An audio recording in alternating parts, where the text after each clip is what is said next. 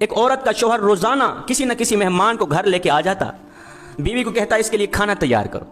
شوہر کے روز کی اس معمول سے تنگ آ کر یہ عورت شکایت لے کر میرے اور آپ کے کریم نبی جناب حضرت محمد مصطفیٰ صلی اللہ علیہ وسلم کی بارگاہ میں حاضر ہوئی، رو کر شکایت کرنے لگی، یا رسول اللہ، میرے شوہر نے معمول بنایا ہوا ہے، روزانہ کسی نہ کسی مہمان کو گھر لے کے آ جاتا ہے اور کہتا ہے اس کے لیے کھانا تیار کرو۔ کڑکتی دھوپ میں مجھے آگ جلانی پڑ جاتی ہے، کھانا تیار کرنا پڑتا ہے، چلو ایک دن کے لیے تو مہمان آ جائے، اس کی خدمت کی جائے، لیکن اس نے معمول بنایا ہوا ہے، روزانہ کسی نہ کسی مہمان کو لے کر آ جاتا ہے اور کہتا ہے اس کے لیے کھانا تیار کرو۔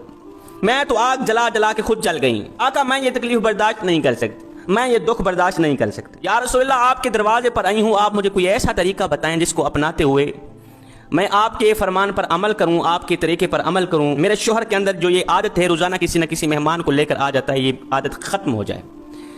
میرے کریم نبی خاموش ہو کے اس عورت کی بات سنتے رہے، میرے نبی نے کوئی جواب نہ دیا۔ عورت کہتی رہی، سناتی رہی، میرے نبی خاموش رہے، میرے نبی نے کچھ بھی نہیں کہا۔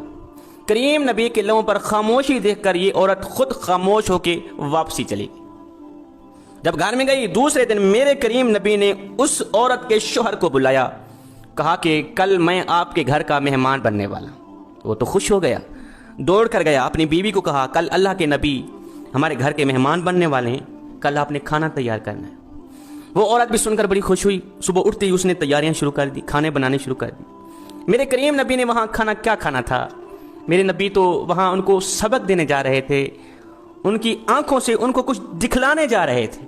خیر دوسرے دن میرے کریم نبی ان کے گھر پہنچے، دسترخوان لگ گیا، کھانے لگ گئے۔ کھانا کھانے سے پہلے میرے نبی نے اس کے شوہر کو کہا کہ جب میں واپسی پر جانے لگوں اپنی بیوی کو کہنا دروازے تک میرے پیچھے پیچھے دیکھتی رہے گی، جب تک میں دروازے سے باہر نہ نکلوں، حویلی کے چار دیواری کے دروازے سے گیٹ سے باہر نہ نکلوں، بیوی کو کہنا کہ میرے پیچھے پیچھے دیکھتی رہے گی۔ اس نے ایسا ہی کیا۔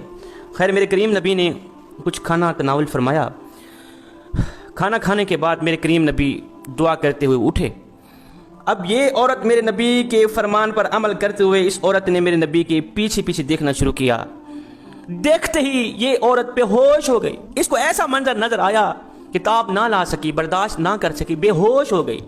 میرے کریم نبی آگے چلے گئے۔ جب اس عورت کو ہوش آئی تو اس کے شوہر نے پوچھا کہ آخر وجہ کیا تھی، کیا تجھے نظر آیا تھا؟ مجھے تو کچھ بھی نظر نہیں آیا، تجھے کون سی ایسی چیزیں نظر آئی کہ تو دیکھ کر بے ہوش ہو گئی؟